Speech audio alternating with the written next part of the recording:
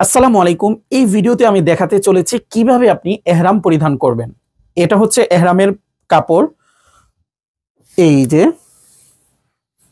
আপনার হচ্ছে সামনের যে অংশটা থাকবে সেটাকে একটু ছোট রাখবেন, এক হাতের মতো বা আধা হাতের মতো। এই যে এভাবে এভাবে আমি পরতেছি। এইভাবে পরার পরে আপনি এটাকে এইভাবে এইভাবে টান দিতে হবে। নিচের অংশের যে এহরামটা আছে, তো অতিরিক্ত যে অংশটুকু আছে এটাকে আবার ভাঁজ দিতে হবে। ভাঁজ দিয়ে তারপরে আমি একদম ভাঁজ করে ফেলবো। নিচের অংশের যে এহরামটা আছে এটা আমি ভাঁজ করে ফেলবো। এই হচ্ছে আমার নিচের অংশের এহরাম পরিধান হয়ে গেল। আর এহরাম পরার পর কিন্তু আপনাকে নিচের অংশের এহরামটাকে আরেকটু শক্ত করার জন্য আপনাকে এমন একটি বেল্ট পরিধান করতে হবে, যেটাতে পকেট থাকবে। এই পকেটগুলোতে আপনি মোবাইল, পাসপোর্ট রাখতে পারবেন।